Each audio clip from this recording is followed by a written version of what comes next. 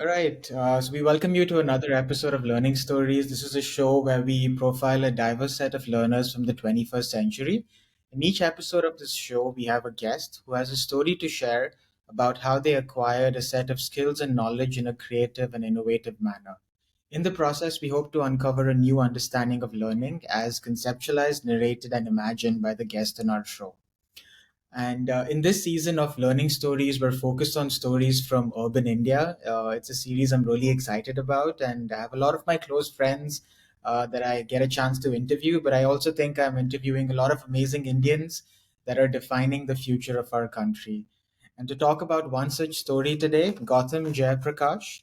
So, a little about Gautam before we jump into this conversation. Gautam grew up in Bahrain, moved to Bengaluru to complete his Bachelor in Commerce degree from Christ University. He also pursued a Chartered Accountancy qualification on the side. However, he was always interested in business because of his grandfather's stories that he had heard over the years. In 2014, he started Just Shawarma with his co founders during his college years. Today, Just Shawarma has become Just X, and they're focused on building multiple brands in the QSR industry. He loves watching and playing cricket, and that's something he continues to do on the weekends. So, Gautam, thanks for making time for this conversation. I'm Maybe really sure. excited Even to. me, yeah. It's fun to catch up with you also after a long time. Yeah, so a lot of people won't know this, but me and Gautam were in the same class in 10th Yeah, grade, and we were considered the troublemakers. we used to get we used to, I mean I don't remember the teacher specifically, but I remember that we used to get thrown out a lot of times for talking too much in the class. Yeah, it was good memories. Things have changed. I think we had another friend, Kaushik, who Yeah, used correct. to sing and do funny stuff. So those are good memories. Yeah. But All yeah, right. both of us, have come. I mean, you have come such a long way. But just to talk about that time when you were growing up, Gautam, I'm just curious. Tell me a little bit about your childhood growing up in Bahrain. What school did you go to? Maybe your parents' influence on you, and what did you study over there?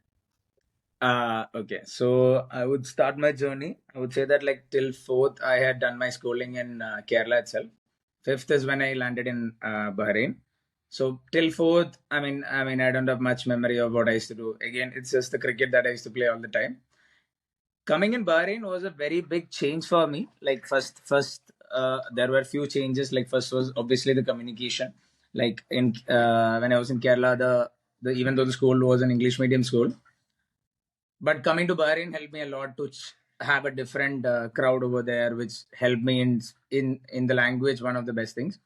Also, like there is a limited set of crowd. Like when you are coming from a smaller place, coming to Bahrain, yes, I got to understand a lot of people. I got to understand a lot of cultures.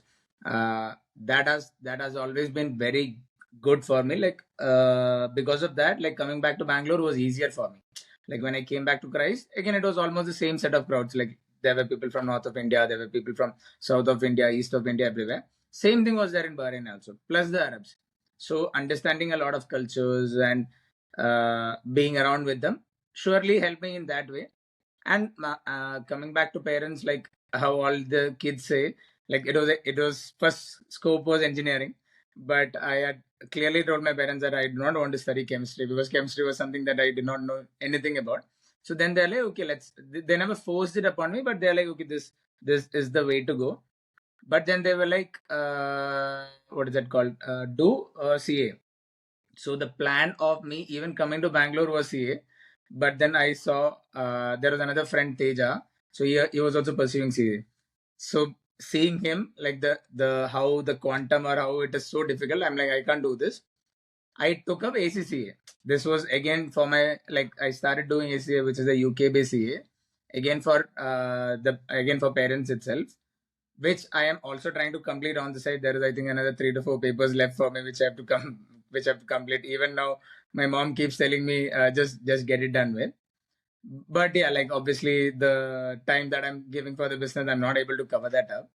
But yeah, like being in Bahrain, the major thing, and like even right, like it was not like any Middle East country. Everything was open. There were religious institutions of even other religions that was widely open over there, which was on all like when I came back and when I'm speaking to other Middle East expats in Christ, they're like, oh, this was never there. Oh, this was never there. Like this much freedom or this much uh, like how an expat can be free. This is not exactly that. That's what is happening in other Middle East countries. So I would say we were all blessed to be in Bahrain. And yes, school wise also there were a lot of friends, and I'm still connected to a lot of friends.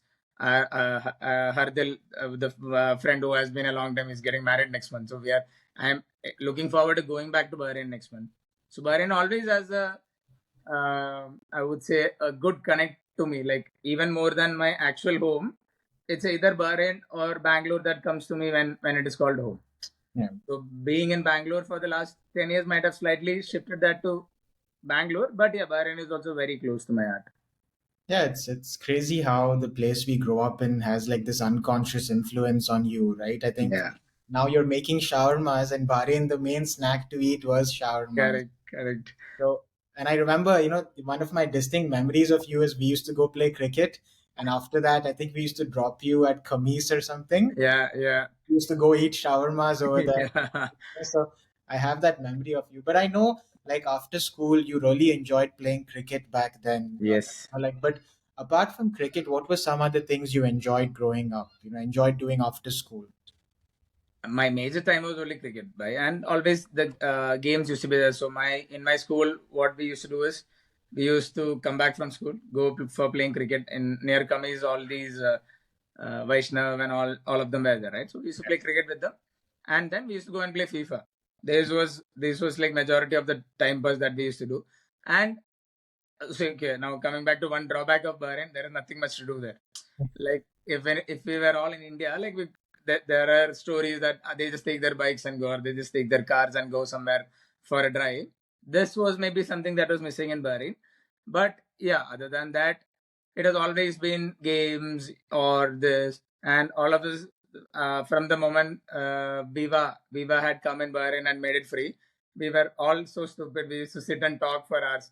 Like I don't know what shit we used to talk about. We used to come back, like let's say we used to start, and it was like after midnight the calls were free.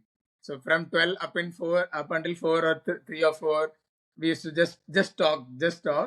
We have even seen sunrise sometimes. Like talking, we have even seen sunrise sometimes. And the funny thing is, we are going back to meet them only the next day also. Actually, there is nothing to do. We keep the phone on call and we will be doing our own shit. We'll be studying on call, or we'll be watching movies together on call. So those were all fun times. Like there was no stress, nothing. It was just chill during that time. Yeah, that's it's nice to hear. But I think like cricket, Gautam, I remember seeing one of your posts recently where you spoke about some lessons you learned from cricket in Yeah. your own life. So like in terms, because you've always played sports, I know you actively play now. So what are some lessons you think you learned from sports that you're able to apply in your business and in real life as well? So after school, I had come to Bangalore again. So it was a different life. Okay, like what I mean is, if I openly tell, so in Bahrain we could not do anything, right? Like even let's say for drinking, partying, clubbing, and all these things. So when I came to Bangalore, oh, it opened up. Like there was no restrictions, or I didn't have to go back home. So for the first 3 to 4 years, I was like, okay, let's do. First year, I would say ratherly like we used to party a lot, we used to go out a lot, but this stopped. Okay, so Just Shawarma I started with my close friend Ayush. So he's the one who had this idea. He's the one who's like, okay, let's start something. He had multiple ideas. We went around few ideas. Then finally we were like, okay, this is the best investment that we can do. Like at that point, back in 2014, Just Shawarma was started with around a 1 to 1.5 lakh investment only. So that time it was good for all of us to start investing. So our first outlet was Ayush's elder brother Ashish and his best friend Nilesh are also part of the firm. So our Yeah. first outlet was started outside their college. So Ashish and Nilesh were studying MBA in Jain. Me Yeah. and Ayush were studying BCom in Christ.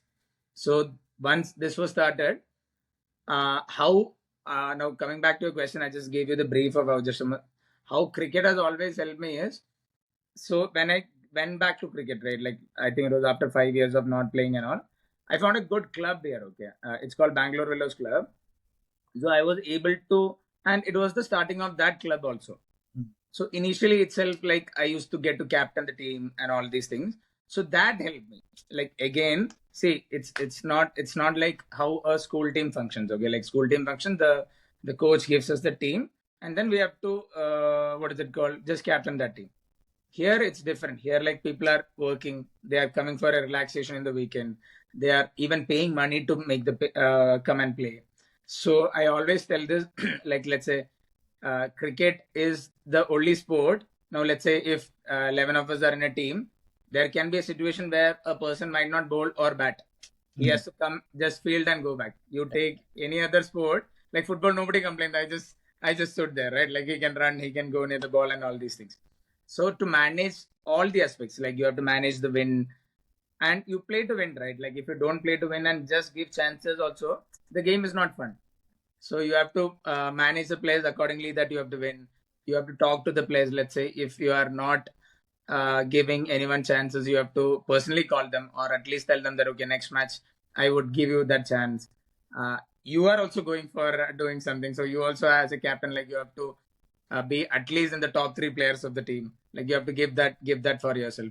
So these things has always helped me in managing the team in Just Shawarma also. Like how like let's say, and lot of our employees are from the lower skill this thing, right? Like they're all commie level chefs and maybe more of housekeeping guys. So so at the end of the day, see, like you cannot, how a corporate employee works, like you cannot show them the dream, like okay, we are going to grow, we are going to be a 100 crore 200 crore company. What they want to do is they want to get their monthly salaries, they want to get their incentives and all these things. So managing that level of communication with them, giving them respect. See, with this, that is also something that we have always seen, like in the, especially in the QSR restaurant industry in India, they are not given respect. Like we have always treated them. They have the space to call us, and we always tell them that like never call us sir. Either call us by name, but most of them are not comfortable to call us by our names. So we ask them to call us Bhaiya or bro or Anna, whatever. So that brings that closeness to them, and that always helps. Like now, even during COVID and all, the support that they gave us was very good. Like they were ready to, even like we didn't have any like what is it called, amounts that were coming in, like at least for the 3 to 6 months. They were ready to take pay cuts. They were ready, like even we took our pay cuts, they also were ready to take pay cuts. So that is because of the relationship that we have had with them. There are people who, there are staff or there are employees that have had been with us from a long time, like from the start of Just Shawarma. There are few of the team members who have been there with us throughout the journey as well. So these are something that I would say, more of the leadership qualities is something that I would put from cricket to the work or the business. Yeah, I think that you really explained it really well, because even in cricket, there's like a big team and like a Yeah, business big team, and I think you have to understand that how teams work in a lot of correct. ways. But you also have to perform your role really well. Yeah, Right now, you mentioned why you didn't want to study science. In like in CBSE schools or in most Indian schools, we're often categorized into science, commerce, or arts, right? So you chose commerce, and then you moved to Bengaluru after grade 12 to study commerce at a university called Christ University. So what was that environment like for you, and how did you meet Ayush, Nilesh, and Ashish, who were your co-founders at Just Shawarma, Gautam?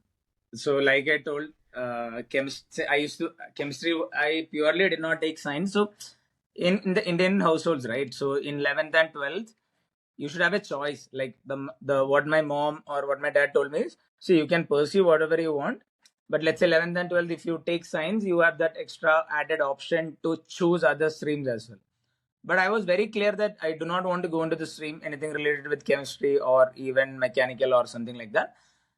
And I was always fascinated by numbers. Like before, let's say, I have always thought that, like even before, I would go into something like that. Okay, understanding maths, understanding those numbers and all these things. Like maths is something that came naturally to me even in school.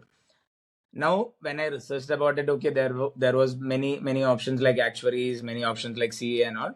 Then I was like, okay, CA is something that is also what is it called, understood well, and people know about it. So I was like, okay, let's go into get into the CA field.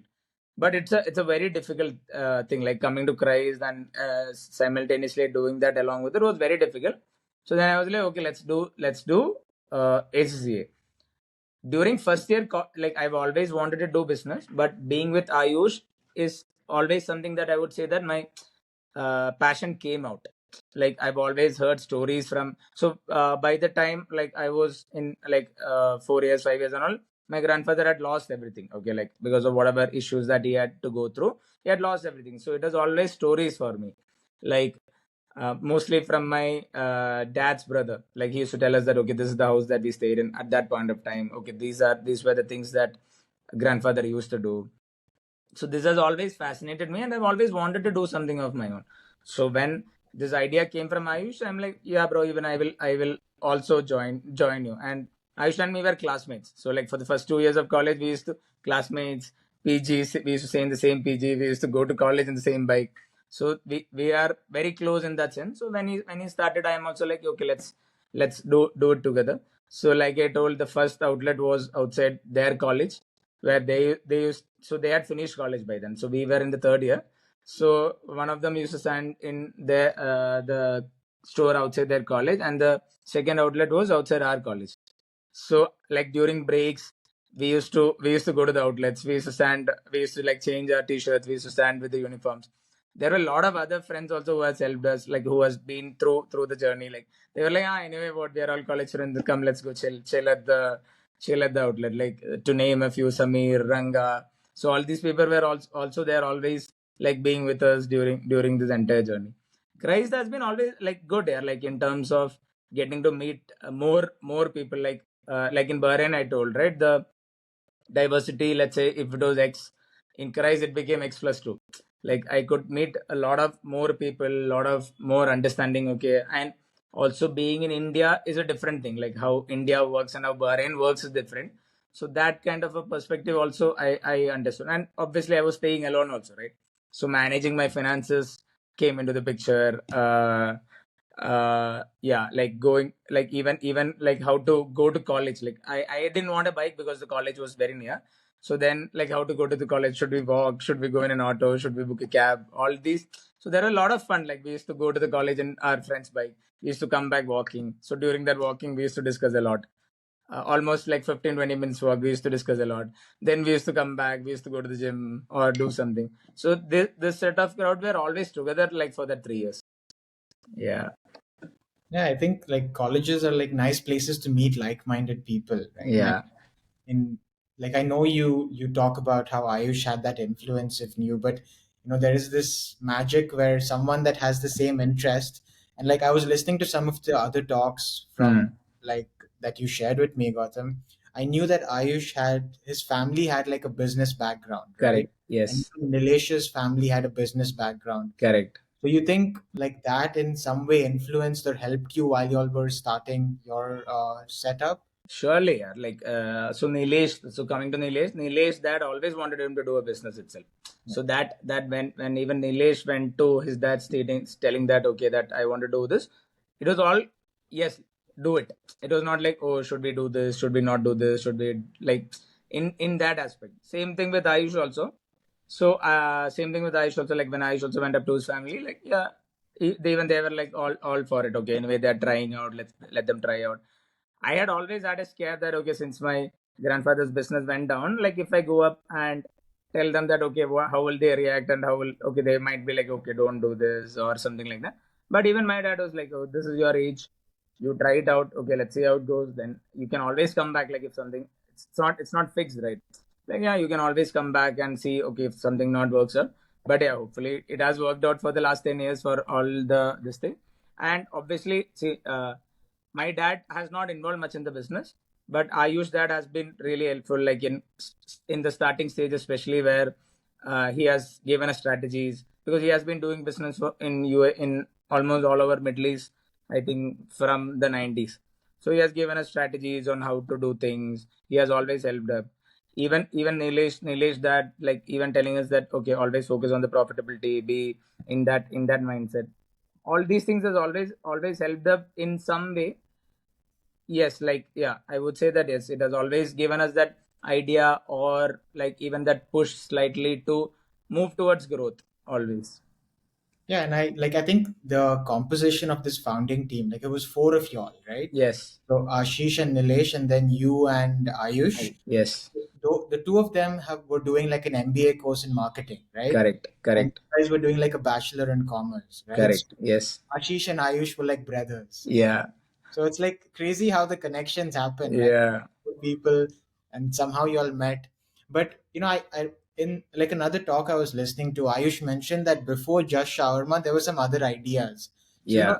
for someone listening that wants to know how you can think of an idea related to entrepreneurship, what were some of those early conversations like? What were those other ideas? So we had few ideas in pipeline. So there was the first idea that laundry services. Okay, so that is something that we also used to face a lot of issues, like staying in PGs. We never had our washing machine and all, and the places that we used to give our clothes were not that clean. Hmm. Okay, so our initial idea was okay, let's go collect like the laundry, and these are ideas that is always there. Okay, it's not something that is very new. There were already laundry services, but we wanted to make it better, like providing them a delivery service. This is in 2014. At that point of time, and all, the delivery services were not that common. So we actually wanted to have a pickup and drop from the PGs around the area. But that was a very okay. I'll tell you a second idea also. Second idea was, so the idea that is right now there, which is Rapido. Sorry, done so. Where the idea was that okay, we will assign bikes, we will collect, we will deliver groceries. This was also one of the ideas that we had come up with. But all these ideas, there are a lot of it was very capital intensive, and Yeah. at that point of time we didn't know whether after college what we'll be doing, where we'll be, and all these things. So when Ayush came up with the idea of the shawarma, we were all in for it. Like you told, I have grown up eating shawarmas. Okay, so even I was like, okay, this is a beautiful thing. Okay, let's do it. So at that point of time, even we started with a very small outlet, which was around a 50-60 square feet outlet, where we had just put 2 to 3 machinery, one for the shawarma, one for the fries, and basic investment, which came up to around 2 lakhs. So that everybody could afford that at that point of time. And then the initial push was there, like, okay, let's do it. And the calculation were simple. Okay, let's say if you put 50 rupees for a shawarma, you sell 100 shawarmas a day, it's 5,000 rupees. Okay, 5,000 into for the entire month, it's 1,50,000. Correct. So then, okay, you have to give salaries of, let's say, 25,000. You have to give rent for this month. You buy purchases worth 50,000. Okay, whatever. So then this calculation, when you put it down on paper, it was very simple for even us to understand, even everyone to easily get to know. Okay, only so our focus is only to sell 50 shawarmas. That's it. We can get this much money. And luckily, from the day one, it was a hit. People loved our product more than people loving our product. People loved our service. Like I told, right? We always used to be at the stores initially. Every customer we used to speak to, like we used to tell them that okay, we used to explain the products. Like that time we used to take, like when we started, we had around 5 varieties of shawarma. Even though these were only like small variations, but at that point of time there was no one who was having more than a single variety. It was just shawarma. So we had plate, we had one with all the veggies, we had one with no veggies, we had, okay, I had launched, so this was my personal this thing in Just Shawarma. I had launched Malgum in India. Okay, so this was something that we have always had in Bahrain. I was so surprised that none of the other Middle East countries has this. Okay, so I'm like, bro, I mean, so I can surely tell that we are the first ones to launch a paratha or a malgum shawarma in India. The term malgum also. So that was also something like when customer used to come and ask us. Okay, we used to tell that what is that called? These are the varieties. These are the this things. And a lot of our friends, Lino. I don't know whether you remember Lino. Yeah, so Lino used to come to our Jayanagar stores. So the master or the chef over there, he used to see him parking the bike and he used to make the shawarmas ready for him, the malgum ready for him. So these were the fun times during the times when we have started. Yeah, I really like that idea of a malgum. Like when you were talking about the shawarma, my mouth was watering. Yeah, yeah. Like even here, like if you think about it in Mumbai, right, Goutham Ha Outlet, ha. even though it's such a cosmopolitan city, in the malls or any place here, I've not found a very good shawarma brand. Yeah. I feel like there's a big like opening in terms of having a good QSR sort of shawarma brand across the country, which I think, Just Shawarma can really tap into. But, like I was thinking about something you said about you spoke about numbers and you spoke about menu design. Like unlike like three things I wanted to like talk about. Hmm. One is that capital intensive thing. Like a lot of people thinking of ideas don't consider that. Like maybe a tech heavy business will require a lot more funding. But Correct. something like a food business that you started like didn't require that much money and you could get it off the ground, right? Right.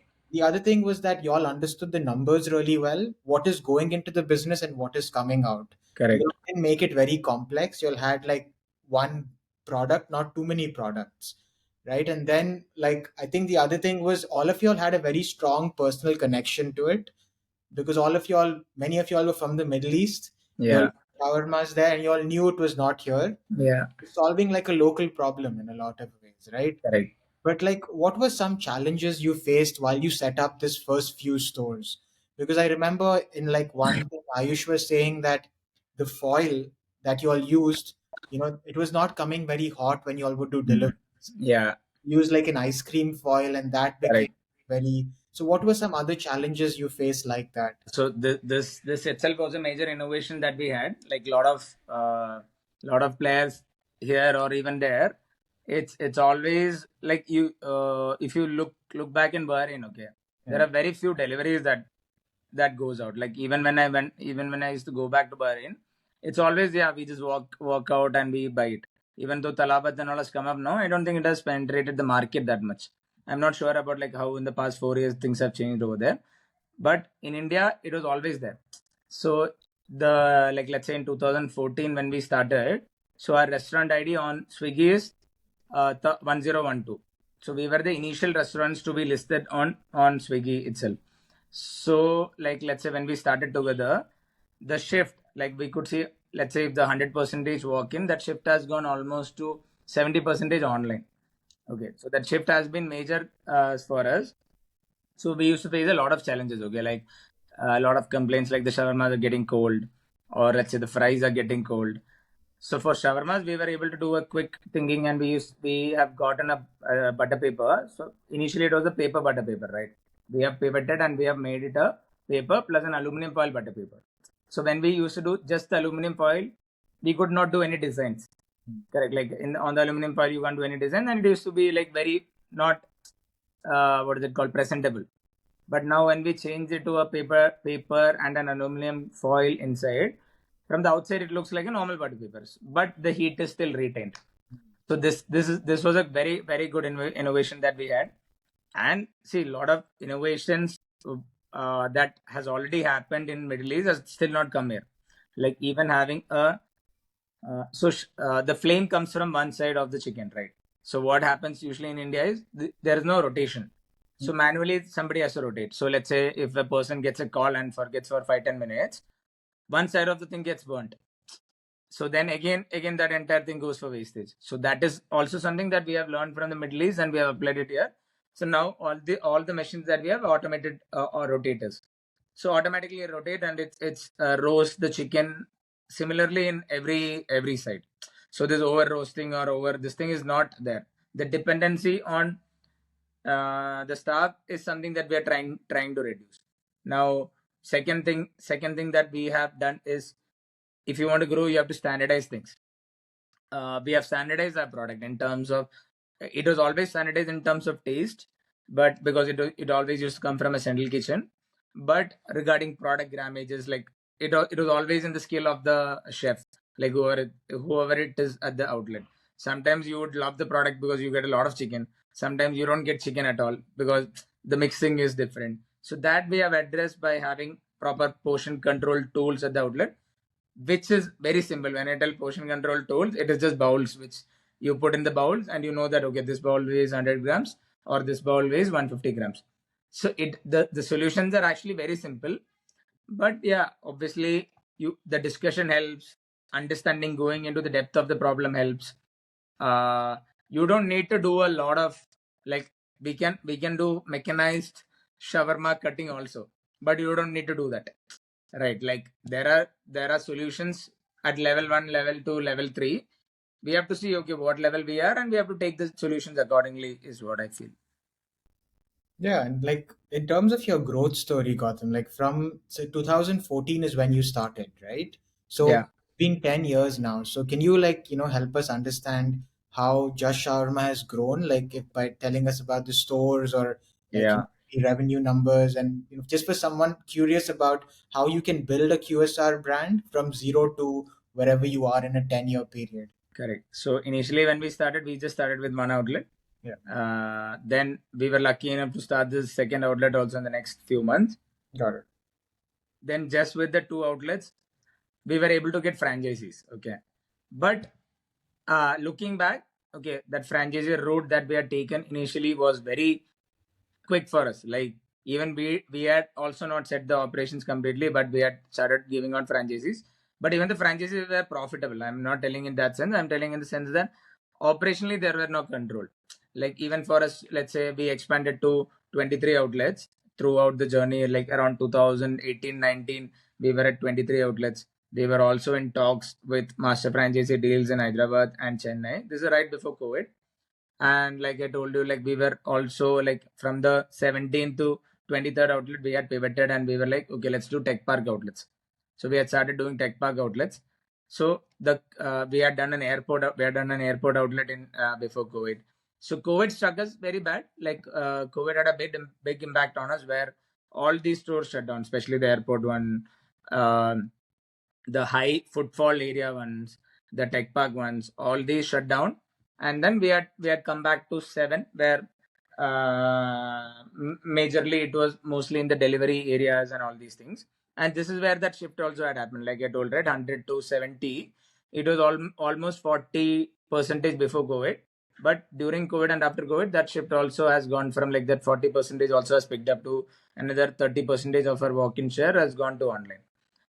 Now talking about the revenues.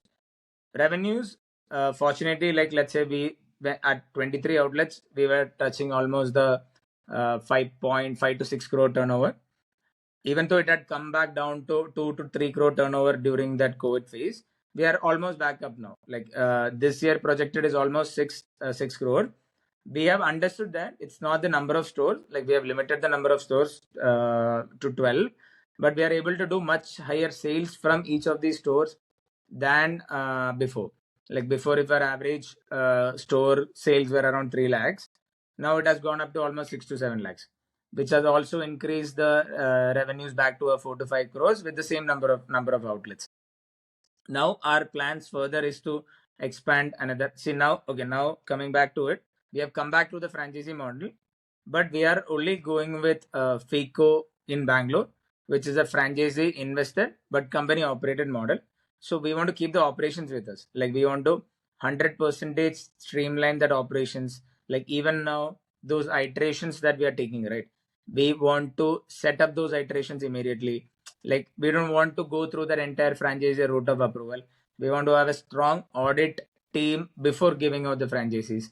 So this is the current model that we are focusing on. So another 5 to 6 outlets we will do in Bangalore. Then we will expand to in and around areas in Bangalore, and maybe hopefully we come to Mumbai as well soon. Yeah, I think that's like a lot to break down there. Like, I think so. Is for a QSR company, Gautam, is the franchisee model the only model to grow? Like, you can't, like, the FICO thing that you said, in that, how much of the business do you own as a company and how much is owned by the franchisee? Like, what so for someone that wants to, let's say they have a successful single store and now they realize that there is like a opportunity to grow this. So, what are some options they have? Franchisee or like this FICO? So, how would I you? would I would always see now there are two routes to growth always. Yeah. The money, there are actually three routes to growth always. You have like I'm telling from my perspective or Jasharma's perspective. One is the profitable growth that we had done. Okay, like from the business profits we had put it back in the business and we grew to almost 23 stores. At that time, the ratio of franchisee to company was almost I think 60-40, where 60 was company and 40 were franchisees. Now the second way to grow is getting funding. Funding is from any outside investors. You go, you pitch your idea. If they're interested, they invest. If they are not interested, they don't invest. Now the third route is what we are focusing right now, where we are going through the franchisee model, where we are also offering a, so now FICO is, there are majorly two types of franchises where they invest and they operate. And now we are like, okay, there are four types, but I'm just explaining the two types. Which one is a FICO, where franchisee invested and company operated. Then there is FIFO, franchisee invested, franchisee operated. The problems of a FIFO outlets are like, if you don't have proper standard operating procedures, if you don't have a strong audit team to go and check whether the franchisees are operating like in that set operating procedures that you have given them, it's going to be difficult to grow. Like, you always have to come back and see whether, okay, whether this franchisee is doing it right. And let's say we only have 5 outlets, and let's say out of that 3 are franchisees, and let's say 2 of them are not following. It's not easy for us to tell them to shut. Like, for example, McDonald's, let's say at 1,000 store, if even if they're 10% of the franchises, which is 100 stores are not performing well, or 100 stores are not adhering to their standards, they can close their eyes and tell, okay, you guys shut. But when we want that revenues to click, it's not easy for us to tell that, okay, we are also a growing brand. We cannot ask them to shut store. Obviously, they have also invested. I'm telling, we cannot be as strict to them as a McDonald can be strict to their franchisee. Yeah. Now, to avoid this is why we have taken it back in our control. So initially, now, if anybody who wants to grow, from our learnings, I would say that stick to the own growth. You take franchises, like in terms of, you can even, like, you always take money from friends and family, right? Whatever money that you're taking from friends and family, invest in an outlet. Give them a part of the share in that outlet to them. Let's say you reach around a 10 outlet, and by that time you have your team set, you have your SOPs, everything set. Then it becomes easy for it to grow in any way. Like, let's say you either you want to go to a funding route, or you want to go through your outside franchisee routes. It's always done. And learnings are there always. Okay, like, even now we are learning. Like, even after 10 stores, and let's say you open to go through any of these routes, you will still learn. And their learnings will be very personal to them, our learnings will be very personal to us. So it's the idea, or the basic ideas. Yeah, have some stores, set your SOPs correct, and then you can focus on that growth part. Growth is easy, actually. Like, once you have the SOPs ready, it's, people are funds in India. Like, people are ready to invest in a good business for sure. Yeah, like I think one of in your team, Gautam, like how do you divide responsibilities? Does someone look at operations? Does someone look at finance? So among the three or four of y'all, like how Yeah. do you divide responsibilities? So we have meddled in everything. Like, what I mean is, like, we have meddled in all the departments. So the in the final, like, now we have started another company called JustX, right, as a parent company, to manage all these brands that we are going to come up with. So in that company, okay, we have realized that, okay, let's go with one way, or let's one approach, where I used to handle finance till now, but now I'm handling more of operations, where I feel that, okay, that is somewhere where I can contribute more in terms of actually being on the field, going to the outlets and all these things. So I felt that, okay, let me start handling operations. So Ashish has gone back to manage his family business in Qatar. So it's just the three of us who's managing here right now. Nilesh is the CEO, and he's also managing the entire strategy, the vision for the brand, how the brand has to go forward, all these things. Ayush is mostly focusing on growth, that is getting newer locations, getting newer franchises onboarded, increasing our revenues. So, like, in that context, Ayush is managing those things. We also have in-house teams, like, to manage. This has been a major learning for us, that, okay, we have always tried to do a lot of things by our own, but you have to accept that we don't know anything. Like, it's good that we have started a business. Now, if you want to change that business and grow that business into something else, we cannot do it by ourselves. We need a good team. So we obviously, there might be mistakes during the way in hiring. Like, somebody might not be a proper culture fit, somebody might be a wonderful culture fit, like, who brings in much better additions than what we were doing prior. So these are obviously learnings along the way that everyone has to go through. But a team is important. Like, let's say we have now, if you notice, even our social media page, the page is looking much better than when we used to outsource it. Like, when we used to outsource it, let's say for different agencies, 3 months one agency used to come and do something, next agency used to come and do something else. So there was no continuity to the page. Now when we have got an in-house team, it all has that continuity. And all these things I'm telling in the current financial year, like from the April is where our strategy has changed to get more people in-house, get more people, what is it called, get more structure to the organization in the hierarchical or whatever ways. Yeah, so getting the team is the thing that we are fixing right now. Once that is done, yes, obviously the business can be on autopilot. Like once your SOPs are, see, even now we are struggling with certain SOPs and in terms of operations. So that's why I personally have stepped in to see whether we can control this. Now, before the before, if I used to step in, I used to think that okay, I should go and solve it. But with the new mindset, I am stepping in, thinking that okay, I have to bring somebody, I have to be with them to change this and get better ways. Yeah, like in terms, I think you mentioned something about culture, right? And I wanted you to share your thoughts on a couple of things, Gautam. One is like real estate and location. Someone told me that McDonald's is not in the food business, but in like the real estate business, right? So one is the location. If you could tell me something about that. The second thing is logistics and how do you manage like purchasing, especially with like a product like chicken, where you have to be really careful about temperatures, making sure it goes out in time. So real estate, like the logistics part of it, and then maybe something about culture, like how do you build a strong culture. So real estate, logistics, and culture, if you could tell me a little bit about each of these things. Yeah, so real estate initially, what we used to do is we only used to go to the locations. We used to see there. Okay, it's so we have always felt that shawarmas are for the younger crowd, like okay, the college or the IT crowd. So we have always tried to have our outlets next to these kind of places. Like okay, let's say there are a lot of PGs, or let's say there are a lot of colleges in that area. We used to do that, but now we are also slightly pivoting and moving to proper location based consultants. Okay, they come and tell us that this area has this much crowd, this area has this much potential with proper numbers. Okay, even though that is slightly expensive, but it's more of a set this thing again. But even after telling that point of this thing, your instinct matters. Okay, there is nothing like your instinct, you will know, like once you're in the business for some time, you will know that okay, this I wouldn't say 100% of the time, let's say 90% of the time, your instincts will be much better than any data that is given to you. But obviously now when you're going in a structured approach, you see both the things, that is regarding the locations. Like even yesterday, even I was running around to see locations. So if you understand the area, then we can give the consultants. Like the consultants will come and tell us, okay, this area, this area. But when we go and personally see that entire area, we don't go to each location. Okay, we see, okay, this area, we see how many apartments are there, how many colleges are there, or whatever these ideas, tech parks, etc. You see the area, and then you tell the consultant that okay, I want a location in this area. Please find it at this commercial. That is regarding the location.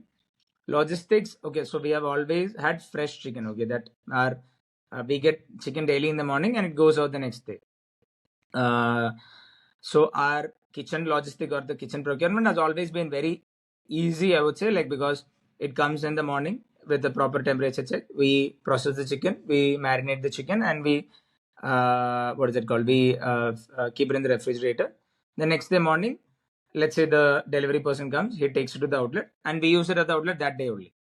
So our the issues regarding that are very minute, like in terms of all what is it called, the time being extended for a certain period of time. Mysore, when we had faced certain issues. So then we had opened an outlet before COVID. So that time we had to immediately shift to a local vendor there. So until and unless now, let's say we become like McD or somebody who serves frozen food, wherever we go, we might need to have a central kitchen over there. Correct, like because from that central kitchen only we will be able to deliver to the remaining outlets. Now coming back to your third point of culture, see culture, like I told you, right? Culture is something that we have always seen. Okay, like the respect is something that we have always wanted. That is why we have always kept telling the team to never call us sir. Like if you're not comfortable in calling our names, just call us by brother, Ranna, or Bhaiya, whatever. That is one part of the culture. Second part of the culture is something that you cannot, like okay, in between by reading a lot of books we were like okay, let's build a culture form and send it all out to the employees. It doesn't happen like that. Culture is something that you live by. Like as founders, how we are, that culture is automatically uh, gone to the employees. Obviously, you can name it, you can standardize it, but maybe that is for a later period when we have 100, 150 employees. But when your core team itself is just 8 to 10 people, you don't need to focus that much on the culture. Just do it. Like just do whatever you feel like right. And if there is something wrong, okay, just speak it out and understand between the co-founders and then try to change that. Like even when there are issues between the co-founders, and let's say even if we are not telling the core team will understand like that there are issues, and obviously there are going to be issues with anyone. Okay, it's at the end of the day, it's a partnership. We will have our differences, we will have our, and how you reconcile it or how you amicably come to a solution is how that thing goes to the team as well. So it's something that you build upon. Like, I mean, I do not know, maybe at a 150. So I was reading this book, Zappos. Okay, so they have a culture mail that is sent to everyone. But this is almost after 7 years of their proper corporate type of operations. So anyone who is joining the company or the firm has to go through that culture, and that culture is like, it's very simple. It's like, be humble. It's not like, okay, do this. Whatever they felt like, they wrote it down one day and they're like, okay, let's send it out. So that is also something that I really like, the way they send out the culture or send that message to the team. Yeah, and one thing I've noticed about brands, because I remember there was a post that you put up that said Just Shawarma was like the fan favorite for Zomato Yeah. Bengaluru, and I know that was like a big achievement for Yes. the Yes. organization. But like in terms of the Indian ecosystem, a lot of urban Indians are spending more on food outside, right? They're eating outside because you have young professionals that have like long hours and they come back and they don't want to cook, so they just want Correct. to eat outside, right?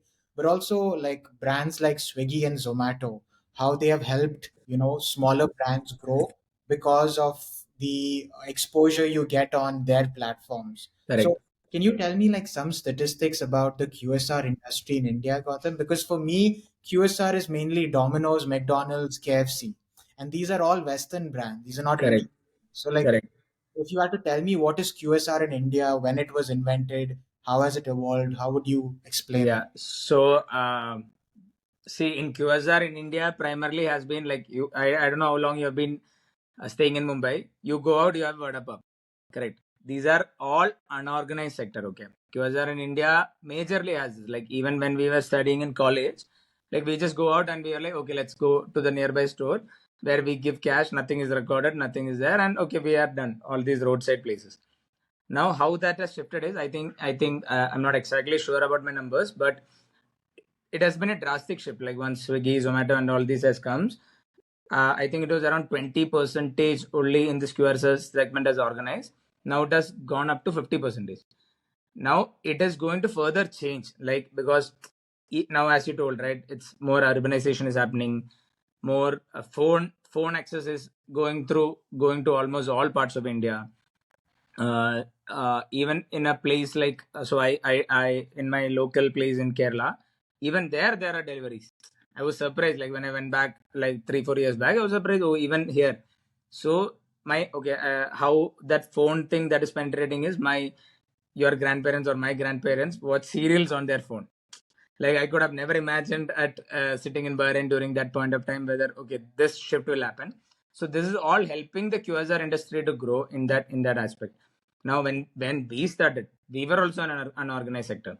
Like we were there outside just the supermarket. We were outside a bakery shop. Even for us, the shift has been there. Now we are in malls. Now we are in tech parks. Now we are on Swiggy, Zomato, all in those sense. And QSR in India is growing at an almost, I think, 18 to 20% CAGR. The QSR in India is growing. There is huge potential in India. There is lot of brands that is coming into in Indian space, where, like as you told, no, the Indian brands were limited to Domino's, McDonald's, or something. Suddenly, I'm seeing Popeyes. There are more than the international brand. There are Indian brands that are coming up, which is premium, which is in the gourmet section and all these things, especially in terms of burgers, sandwiches. all these spaces. Luckily for us, shawarma is some space that is not explored. So even we are going from a shift of just serving shawarmas. So recently we launched our so the older model we call it 1.0.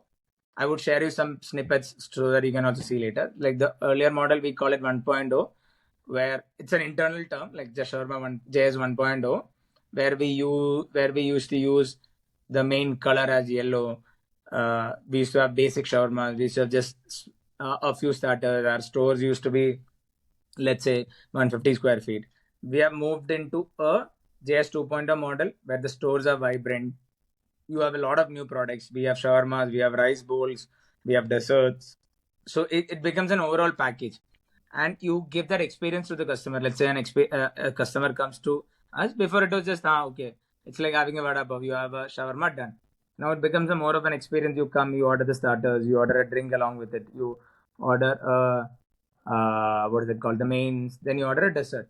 So this also helps us to increase the AOV. AOV is the average order value, like per customer. When the average order value goes up, with the similar number of people coming in, we are able to generate higher revenues. So this shift is there. Like if you I think Mumbai is also one of the places that you can see the shift. I think Pune is another place. Almost all these major cities, where Gurgaon is another place, where you can see this shift of new age Indian brands coming up, and they're doing much better than the brands like McD, Burger King, all these things. Any Yeah, yeah. examples of them, of like brands you thought have done a good job in India? In Bangalore, I would say for Bangalore especially, there is a burger brand, Louis Burger, which does very good. Leon's is another brand that comes to our head that which does good. We are also in that space. We are also trying to have that change or have that shift. Maybe in the next 3 to 6 months, somebody will be talking about our brand as well regarding that shift. It's all new age, or it's all in that pop culture, all these things that comes out. Right. Mumbai also had few brands. There are a lot of pizza. I don't know if you've heard about. There are a lot of pizza brand that is coming up, which is changing the share from Domino's or this thing to more of an authentic pizza style. Right. Sandwich brand is coming up, which is again changing that. Okay, normally you have sandwich in basic breads, right? So they are bringing a lot of different varieties of bread and all these things. So there are few good brands that is changing that space of thinking that okay, we can take those products from outside and make it into a brand. Yeah. Momos is the first example that you can have, like a 30 rupee momo, where he's able to bring in that varieties and sell it at malls for 150 rupees. Obviously, he's giving that good thing, and also bringing that varieties of chocolate momos, momo burger, and all was something very new for everyone. Like right, like momos inside a burger. So that innovation has to happen in terms of products always. Like I think like one thing I'm also getting from you is like these products, these are like very things that a lot of like someone that stays in a city, they want to access food from all over the world, right? Correct, They want to correct, eat momos, they want to eat sushi, they want to eat correct. shawarma. But like, do you see an opportunity for like food from like a particular state? For instance, like Kerala, like Alapuzi, I forgot the name, like Alapura. Alapura cuisine, like the Yeah, chicken is made in a particular way. correct, Like correct, Mumbai, like misal pav. So do you correct. see like a brand creating something around that and going big in the coming years? 100% sure. The more focused you go, right, it Yeah, always becomes better. yeah, Like people always want to connect. Okay, like now, for example, what we missed also was this. Like our core focus went from the core shawarmas to the other brands or other things that I'm telling, right? So once only after this is set, we can push ourselves to focusing on something else. yeah, Like let's say we had started a fried chicken brand. We didn't involve that in Just Shawarma. So for the customers, we wanted it to be separate. We called it Just Fried, but we were not able to honestly give 100% of our attention there. So that's why that brand is not able to click as well as Just Shawarma. So we have come back to the iteration that okay, let's focus back on Just Shawarma and push that to the maximum we can do. Then we will go back and focus on other brand. Now coming back to Jasharma, I would say that I don't know whether I can put a percentage to it. Why our brand became a huge success at that point of time is also the name. It is very simple for a person to connect just shawarma. mm, Correct. So it is always like you told, it is always better to focus on that one core product. Obviously, you have one by one core product. I mean, like burger is a core product. You can have a lot of fried items, you can have a lot of starters around it, but your brand should be known for a single thing. Got it. As close as you keep it, it is easier to grow. Also, it's easier to standardize. It's easier to uh, sell it. It's easier to push it to the customers as well. Yeah. I would hope that like someday the now one thing is there, like, okay, I don't know how well a missile puff brand might do in south of India. Mm. That might be the difference, like you told. Obviously, it will do well in Bangalore. Yeah. Like, let's say if I'm going with a shawarma brand to tier 3, tier 4 cities, also it might do well because people know it's a role. At the end of the day, it's a role, and everybody in India knows what a role is. Yeah. But let's say if I'm going, like you told, an Alapura cuisine of a chicken to northeast of India and putting in the tier 2, tier 3 cities, it might not work. Yeah. It might work only in the urban cities, like you told. But yeah, that India has huge potential. You don't need to focus every brand or every product to every tier. Like, we can actually focus just on the urban cities and get the value for whatever we are investing, whatever ideas that we have. Yeah, and that speaks a lot about customer psychology, right? I think Yeah, like young India, we want to feel like we have the entire world in our fingertips, correct. right? And I think but that psychology will change depending on a tier one, tier two, tier three, Correct. tier four. So I think when you are expanding as a QSR brand, you have to consider that sort of thinking in the Correct. customer's mind. Like in terms of customer like service, right? Because I feel like your brand is really big on customer service, right, Gautam? And Yes. I know like there were lots of stories I heard in the talks that I listened to. So like what are some stories you can say about where the customer was delighted and maybe some challenging customer conversations that you had, because as an operations person you probably see this, so like Yeah. something that you noticed and that you can share without sharing the customer's name. Yeah. So initially, like I told, right, we used to be like 4 to 5 college students standing at the outlet. When we used to tell this out itself, right? Okay, we are studying in college. The way we were explaining the menu, the way we were talking to the customers, we used to go randomly to the nearby places. We used to tell them the menu, and we used to bring them back. Our close friend Ranga used to be there, who has come back and invested a franchise with us. So he used to be the one. He's like, sir, you have to try this. So this is the best shawarma. So when we used to be very, like, we didn't have any inhibitions. We were like, okay, whatever customer, okay, let's do it. Let's go do that. That is the initial stories of customer service. But now it is always fun going back and standing at the outlet. Okay, like, even though we don't get as much time as we want to talking to the customers, because customers brings a lot of good feedbacks. Like, in the recent times, again, like I told, I have taken back up operations. When we are going back to the outlets and when we are staying there, customer gives you, I mean, you also have to understand what is genuine. Like, you will also know, okay, this is a genuine feedback. Okay, this is just a random feedback that they are telling. I'm not telling don't disrespect those feedbacks, but you will know, like, in your heart, you will know, okay, this is actually a genuine feedback, because you will also know that okay, this is something that you also wanted to work on. Like, recently, let's say the breads that we used to outsource it to the vendors, but now we have started making in-house.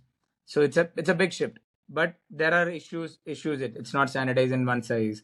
It's some are small, some are big. We are trying to standardize that. I'm telling in the thickness. Some are thicker, some are, even though the length, the circumference is same, some are thicker, some are smaller. So this is something that we are starting to figure out. So when talking to the customers, majority of the customers feel that the bread quantity is much more compared to the chicken and the sauce quantity. So that these kind of things comes only with customer service and by talking to them. And like let's say, before we used to focus on Swiggy, Zomato, but we genuinely don't get their proper customer reviews. Okay, so Swiggy, Zomato does not share the customer data with us, so we are not able to call them, we are not able to speak them, we are not able to push anything to them. So they have an option for a customer to raise a concern.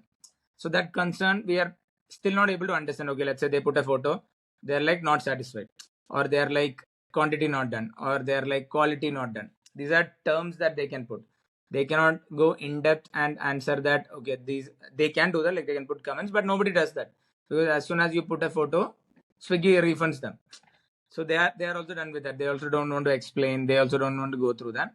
So the best way to generate that feedback is, yeah, go to outlets, talk to the customers. Okay, certain things are really good feedbacks that you can put upon. Now, regarding the malgum, okay, we changed from the cheese slice to cheese sauce. Customers are itself telling that, okay, cheese slice was better. So we have to immediately pivot back to cheese slice, because at the end of the day, we have to give what the customers wants, not like the original authentic way that we tell that okay, the shawarma has to be only this way. Thing like that. Whatever the customers want, we have to give, and at that same time sticking to our authenticity of giving shawarmas. Yeah, and like it's the last like 5 minutes, Gautam, and I Yeah, just wanted to like 1 hour just went by, but that's what I think right. I called back to Thomas stating that even he was like, yeah, it's just even he had a lot to speak. But main thing is right now my mouth is watering for Malgoon. I still remember the taste of the Malgoon because it's. I think for listeners that don't know, it's like an Indian parota, and then you have cheese, Yeah, and you have chicken, and like a lot of sauces. yeah, And I know like Just Shawarma has their own version of an Indian garlic sauce, correct, right? correct. Yeah, I think that I hope I get to taste it yeah. We also hope that we come to Mumbai soon. Yeah, yeah. But I think that's interesting is that it's not as easy to expand to new cities, right? Because It's not in a new city, you have to create a new process correct, to have like vendors that you have correct, a very strong network in Bengaluru, but correct. go to, and you notice that when you went to Mysore, right? So I think Yeah, systems and processes are very yeah, important in your original like setup to correct, expand quickly, right? And I correct, think McDonald's, Domino's, and all these brands are able to do that quickly because they're a corporate structure one, but they correct. also have very strong systems and Yeah, yeah. but And like one more thing, like if, like for example, when McDonald's came to India, they changed the menu. Correct, yeah, they changed the entire menu. They in Bahrain, my mom's a vegetarian. Like we used to go to McD, they used to have one veg burger because we asked them. It was not even there in the menu.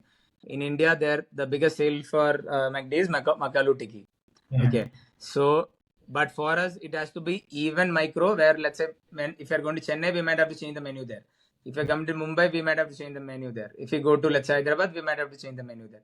So yeah. that iteration and like systems processes plus these iterations are very important for any food brand.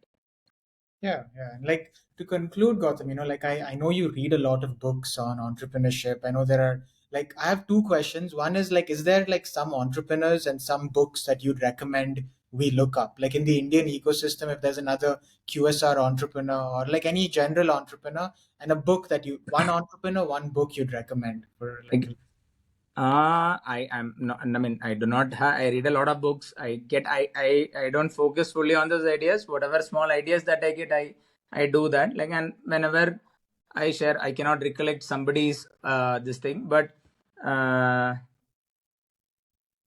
like another podcast now. If I'm coming back to the podcast scene, Nikhil Kamat's podcast is something that I have started looking forward to in India, because that is something that instead of all these gyan, a lot of people give a lot of gyan, but his podcast seems little more towards the grounded level. And books, yeah, books. I mean, I don't follow anyone, or I don't look up to a single personality, but I look up to brands, because I don't feel that okay, that particular person has built the brand. Like Momos is something that I like. Okay, they have set up that thing. Okay, we also want to be like Momos. MACD was always a standard that we have always wanted to follow. So I tried to read about how they're doing. So certain things like if your focus is only on one person, right? You try to do whatever he has done to your brand, which I've always felt. And these are the things that we have done. Like let's say we read Steve Jobs. Steve Jobs is another personality. Like you can learn a lot from him, yeah, but there are a lot of things that he might have done might not work for us. So you pick and choose. Okay, what you need, what specifically you have, uh, and understand and put it in the this thing. Currently, I'm reading Sapos, which is again a good book. Like even his one thing that I like, I pick up one thing from a book, like at least one thing from a book. One thing that I really like, one point, like one this thing from the book is that okay, his main or the company's main objective was customer service. Okay, but they had outsourced their warehouse department. So within 3 to 6 months, when there were a lot of complaints, instead of let's say trying to make the warehouse department better, or let's say shifting that warehouse department to some other company, what it shows is, see, our primary objective or primary mission is customer service. Whatever the cost is or whatever this thing is, we are taking it back. We are taking it back and we're bringing it in house. Same thing. Why I connected that to so much is same thing, like during the times of expansion. So Toom, or the Indian, so we call it Toom, that Indian garlic sauce is something that our customers love. Okay, initially also customers used to come to our outlet and ask specifically for that. But to grow, like when we wanted to grow to Chennai, Hyderabad, and all, what we thought is we will outsource it, and we outsourced it. So this garlic sauce that we make in house, we make it in daily fresh preparation. When we outsource it, obviously they have to add certain products to push the shelf life, right? So the taste changed. We went through a lot of iterations, we went through a lot of things, and we went with the closest iteration. But we faced customer understood. Okay, like even when there is a small change in taste, customer understood. So what we even though we took much more than like what Sapos did, like but within 6 months we went back to in-house. So these are something that I connected with that book also. Got it. Yeah. Yeah. And like for the last question, Gautam, like, because you've been an entrepreneur for about 10 years now, right? So what is like one quality you think that as an entrepreneur you really needed to develop to, do this job well? Because I think you see a lot of failure, you see a lot of success, you have to keep learning. So what is one thing you think really helped you, be a good entrepreneur? I'm getting better. I wouldn't say that I'm still there yet, but one thing is see, everyone has to go through the learning. How you apply those learnings is something that is different. Like you can all like let's say you learn something, but you can always go back to the ways that you are doing things. And this has been happening with us also. Okay, right? Like we have certain mindsets, we have certain preconceived notions that we always go back to. That has been the biggest struggle also for me. Like okay, to squash all the notions, let's take everything as a learning. Obviously you have to get better with each learnings, but okay, like let's say you are telling me something, before my initial reaction would be based on what I used to think about that. Now, like let's say in the past 1 year 2 years, I'm changing that and I'm making it more okay. Why is Abhishek telling me that? Okay, what are the reasons behind it? Okay, does it make sense? You validate that, then you get back. Okay, then you tell that okay, this is not right because of these reasons. There is no preconceived notion to it. Like you are, even though you might be an expert in it, you are still taking that time to understand and review that. Yeah. So basically that is something that I would say that is the biggest learning for me throughout this. Like uh, not to tell no, like not to tell no to anything right away. You think about it, you go back, you review it. You can take, nothing is gonna change in the 24 hours or whatever. You take your time, then you see okay, whatever it is, okay, whether it is right, whether it is wrong, okay, then after giving you that time to think and breathe, you get back to whatever solutions you have thought about or whatever things you have want to implement further. Yeah, like, there's so much that I think like what's interesting is Gotham was going all out with branding because he's wearing a yellow shirt. So I feel like Colorful. Yeah, unconsciously he's all just shawarma, like completely into the brand. I would send. We have blue, pink. We are going colorful. Like all our outlets are going very colorful. Our packaging is colorful. That's We are awesome. going Gen Z. We are not Gen Z. At least our brand, we wanted to be Gen Z. That's amazing. For the listeners, I will be linking Just Shawarma's website. I will be linking their Instagram page.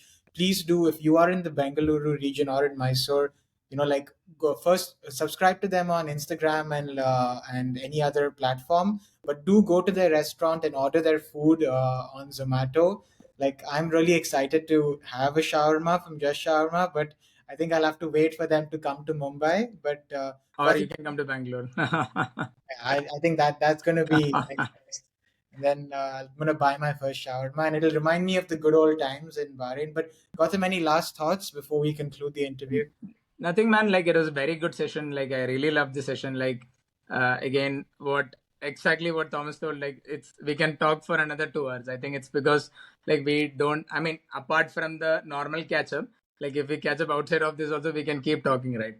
Yeah, So that is, I think that connect or that comfortability is because we study together and we have always been in that space together, which is good. Like I'm really seeing that you're also your books. I've not got a chance to read any of your books, but I'm looking. I mean, I know that you are doing a lot of things there. I didn't know that. Like, I just got to know that you are back in Mumbai also. So, surely let's catch up sure. whenever we have got time. Sounds good. All right. Thanks so much, Gautam, and for the listeners, do stay tuned for more such interviews from the Learning Stories podcast. This season, we're really focused on young Indians in urban India doing interesting things. I will be linking Just Shawarma and Just X's links in the show notes. Please do, go to their outlets or order their food on Zomato, and you can follow Gautam on LinkedIn if that's okay, Gautam. Yeah, yeah, sure, We'll no problem. be linking Gautam's like LinkedIn ID, and If you have more questions, which I'm sure you have, you can follow him there. This is the teacher tuber signing off on learning stories, and thank you again, Gautam. Thank you. Bye.